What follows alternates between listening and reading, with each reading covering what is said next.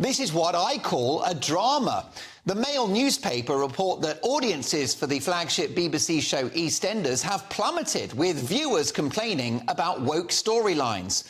This includes apparent snipes at Brexit and a focus on climate change and veganism.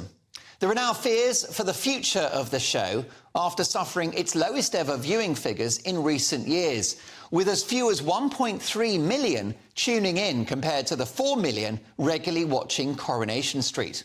So, how woke is the soap? Well, in 2021, the EastEnders schoolgirl character Bailey Baker, no, me neither, stood outside Walford East Station and urged the residents to sign a petition for meat-free Mondays. Here's what she said. Mass-produced industrial meat is literally killing the planet. Global livestock production makes a huge amount of greenhouse gases. They need to be reduced to save the planet. It causes deforestation. It causes pollution. Don't you care that there are floods and droughts? Well, to be honest, no, I don't. I tuned in to forget about the problems of my own life and, dare I say it, to be entertained. This character's rant was later tweeted by the official EastEnders account. They were clearly keen to get the message out there. Maybe Greta Thunberg should start pulling pints in the Queen Vic. After all, she's a bit of a drama queen herself, isn't she? How dare you? How dare you? Last week, there was some upset when Brexit was likened to the COVID pandemic, with Sharon Watts throwing a drink in rival Sam Mitchell's face and saying, "We've had Brexit and COVID, we don't need you here." What about this character? Konrad Topolsky was subject to racism after Poles Go Home was sprayed on the door of the Queen Vic in red paint. Another character, Mick Carter, then removed it using a jet washer. As Konrad said, "This is the Britain we live in now." The storyline was attacked by viewers who accused the show of a ham-fisted attack on Brexit. It does look like the BBC bosses are getting desperate to attract viewers back by bringing back from the dead their iconic character Cindy Beale, played by Michelle Collins.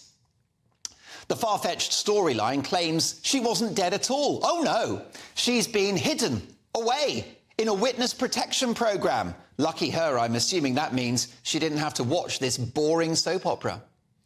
During the pandemic, I watched a bizarre scene myself, set in the cafe at Albert Square, in which a character was hesitant about taking the vaccine and was lectured about the importance of the jab, protecting others, and it was all about misinformation from anti-vaxxers. Is it really the job of a TV soap opera, which is there to entertain, to brainwash people into taking a novel medication? What if you saw that scene, were in a low-risk group, got the jab and then suffered rare side effects? Do you see the problem? The BBC have defended EastEnders, arguing it scooped a bunch of awards at a recent TV bash voted for by the public, and the show does well on the catch-up service, the BBC iPlayer. But the reality is that the viewership of this programme is dwindling. Why? Because of its finger-wagging, highly politicised storylines, which is why the organisation's decision to spend £87 million of your money and mine upgrading the EastEnders set. Surely that's a strange decision. But that's the problem with the public sector. When it's someone else's money, they don't care. The problems at EastEnders reflect a wider cultural issue within the organisation, which, in my view, doesn't make programmes for the whole of the population anymore, but rather for the Islington-dwelling elite, whose values and politics they seek to extol across their output. The more interesting drama at the Beeb is behind the scenes, with a high-profile star taken off air whilst allegations he paid for a youngster to do pornographic images are investigated. So who could this mystery star be?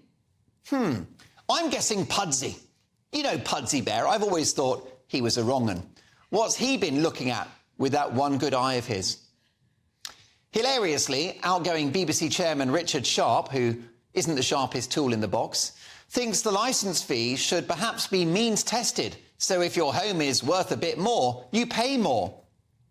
A lot of people are forced to pay the licence fee that don't watch the BBC. To make some pay more for something they don't even watch could provoke an outright revolution.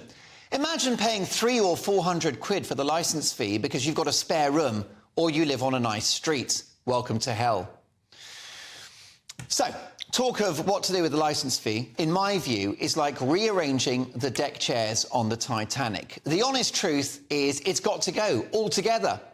And forget about EastEnders, the BBC itself has become a ludicrous soap opera, and viewers and listeners increasingly find the whole thing a turn-off.